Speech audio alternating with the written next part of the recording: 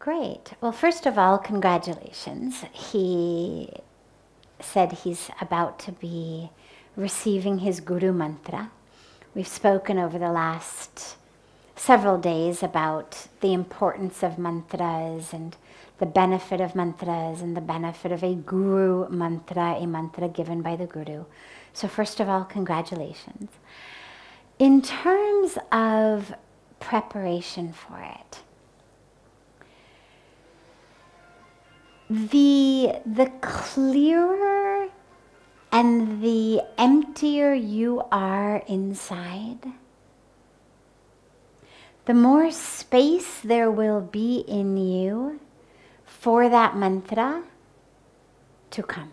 For any initiation, whether it's what we call Guru Diksha, so Diksha means initiation, and so whether it's the initiation into the mantra, whether it's the initiation into renunciation, sannyas, whatever form of initiation we're talking about,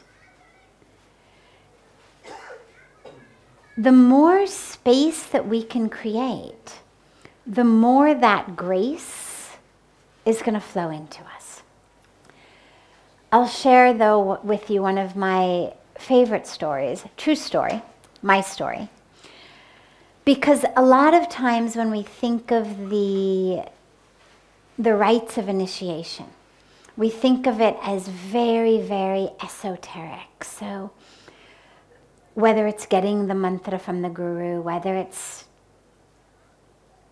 taking sannyas, whether it's any rite of initiation, a lot of us take it as it must be something very, very esoteric. And it's beautiful and it's divine and amazing, and it's been such a blessing and gift in my life. But the story is a personal one of actually how it's all really about simply purity of mind, simply creating space through surrender, and simply about devotion. So when I was going to be initiated into sannyas, when I was going to take the renunciation, the initiation into this form of renunciation, what we call sannyas, becoming a nun in my case, a monk in the case of a man. My sannyas initiation was done by Puja Swamiji, my guru, and another very, very revered saint from Mathura, Puja Swami Guru Sharananji Maharaj. And Puja Swami Guru Sharananji Maharaj has initiated probably hundreds of sannyasis. You could say it's what he does, is where so many of the different gurus have different focuses, and Puja Swamiji is so focused on serving humanity.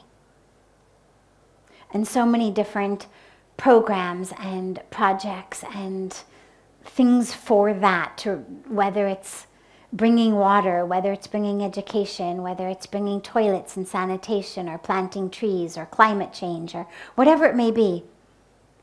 That's really what his life is dedicated to.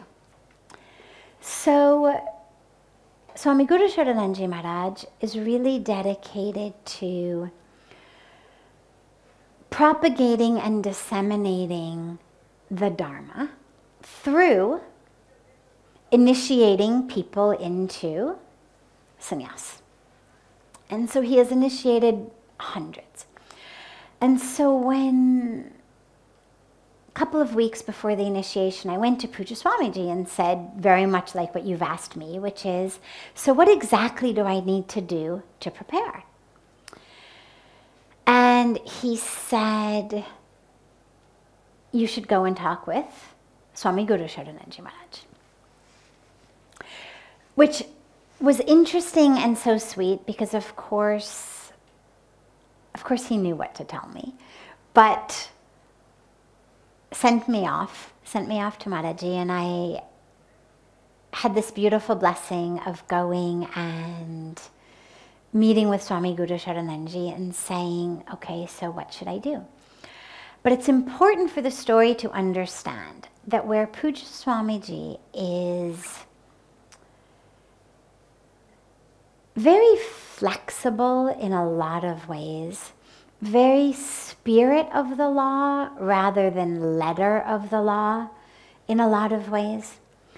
Swami Guru Sharananji Maharaj is very divinely traditional in really just a beautiful, beautiful, amazing way. And it's spirit of the law and it's letter of the law. And there's so many different ways of living and ways of being that are the right way. And he's very, very pakka, very sure about the right way of doing things. And that's an important foundation for this. So I go to see him and I say, so what should I do? I'm 2 weeks before this initiation ceremony that you're going to come and bless me with. And I said, what should I do? So he says, well, first of all, for the 10 days prior to this ritual, you should observe fast. You should just have fruits and some milk if you're very hungry, and otherwise you should not eat anything else. And he said, and you should mostly stay in your room all day, doing your japa, your chanting of your mantra, and your meditation, and you really shouldn't come to the office very much unless it's, you know. And he said, and you should observe silence. I said, okay. He said, now repeat after me. Tell me what I've just told you. And I smiled because I'm an academic. Like I was a straight A student. I could remember 3 things. And so I just thought it was okay. It was very cute that he wanted me to repeat them after him. And so I said, well, first of all, okay, I will stay in my room and do my japa, do my chanting, do my meditation, and I won't come to the office. And he interrupts me before I even finish, and he says, unless Swamiji has any seva for you to do, at which point you will come down immediately into the office and do it. And I said, okay. And I said, and I will observe silence. And he says, unless Swamiji asks anything of you, at which point you will immediately speak and not make him go through the drama of trying to figure out what you are trying to say with hand motions and signals, and you will not waste 1 second of his time. You will speak. And I said, okay. I said, and I will observe fast. And before I even could say about the milk and the fruits, he says, unless in fasting you do not have the strength to do the seva that you are supposed to be doing, at which point you will have a full meal immediately. And the reason that I love this story and this teaching so much, and the reason that I give you the background about Puja Swami Guru Sharananji Maharaj is because from Puja Swamiji that it wouldn't be such a story. Because he's so much more focused on spirit of law than letter of the law, that it wouldn't surprise any of us if you were fasting but you were not feeling, so strong, and so, yeah, of course, eat so you can do your seva. But because Swami Guru Sharananji Maharaj is so particular and so pakka, we say in Hindi, so strict about absolutely not just spirit but letter, absolutely the right way, absolutely the norms, absolutely the niyams, here is how it is supposed to be. For him to say this was revolutionary. Because what it made me realize is, even in these pakka, stringent, strict niyams that were given, rules that were given, practices that we're given, ultimately it's all for one purpose and one purpose only, which is to be fully surrendered and to be a tool in the hands of the divine, which, depending on your situation, is going to come to you directly from the divine, or it's going to come through your guru.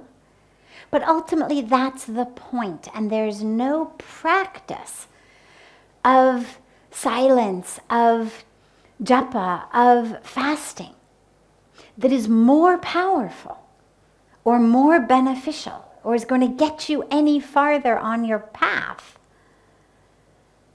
than being there for exactly what your guru tells you to do, exactly when your guru tells you to do it, exactly the way your guru tells you to do it, with that full surrender. And so I love that story for so many reasons. And as you are preparing for the initiation into the mantra, the initiation into that sacred sound, allow yourself to clear as much space as you can. And it also might be interesting for you just to notice what the sound in your own mind is these days. Because once you get the mantra, the sound in your mind should become the mantra, right? I mean, you should be chanting the mantra all the time. And so it's always interesting in retrospect to be able to look back and to realize, oh my God, my mind was such a mess.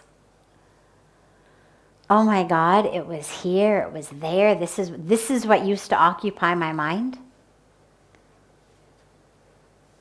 So pay attention also just for that fun of it. And then just allow and surrender and allow and surrender. And it'll be beautiful. And congratulations again.